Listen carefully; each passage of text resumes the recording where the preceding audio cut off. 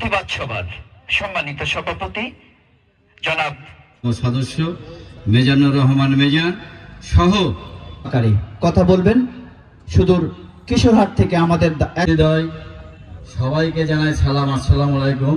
Hand করেছি OC সাহেবকে, DC অফিসেও আমরা দেওয়া হয়েছে। আমরা তারপরেও যার ফলে আমরা 10 তারিখ ছিল শুক্রবার, প্রশাসন আমাদের জন্য কোনো কিছু করেনি। তাহলে এরপরে এখন বর্তমানে মালিক পক্ষ সবাই ভালো থাকুন। সম্মানিত সভাপতি, বিশেষ অতিথিবৃন্দ, আসলে মূল থিমটা আলোচনা করব, আমি বেশি ভূমিকায় যাচ্ছি না। 2020 সালে একটা ঘটনা ঘটেছিল, 1356 কেজি আলু, সেটাও আমি বলছি। আমাদের শুধু রাজশাহীতে কোথাও কোনো স্টোর কর্তৃপক্ষ আমাদের পারে, সেই বিষয়ে আমার ছোট্ট কিছু পরামর্শ, সেটা আপনার যে প্রতিবাদ সভা করে যদি কাজ না হয় তাহলে আমাদেরকে প্রভাব নড়াতে হবে। তবেই কিন্তু তিনারা আমাদের বছরে ছিল 4 টাকা কেজি, সে 4 টাকা কেজির থেকে 8 টাকা কেজি কি করে কৃষকের ঘরে ডাকাতি দেওয়ার মতো একটা ঘটনা ঘটাচ্ছেন তারা।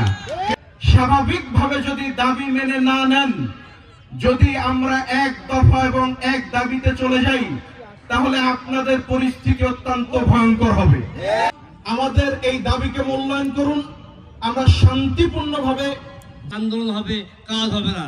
তাই আমি আপনাদেরকে বলতে চাই, আমরা যদি তারা যেন যে নেতাকে দায়িত্ব দিবেন তারা দেখবেন সৎ যেন হয়, পারচেজ যেন না হয়।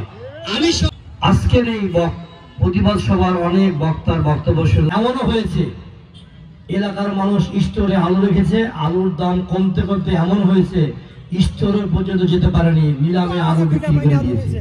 তখন তো তারা আপনাদেরকে ভর্তুকি দেয় নাই, তখন কোনো কথা বলে নাই। এখন ওরা আপনাদের উপরে এই লাভ দেখে আর সহ্য করতে না পেরে একটা অজুহাত দেখে 4 টাকা থেকে 8 টাকা করেছে। কি করার দরকার নাই, খরচ করার দরকার নাই, আমরা রাস্তার উপরে মিটিং করতে পারবো।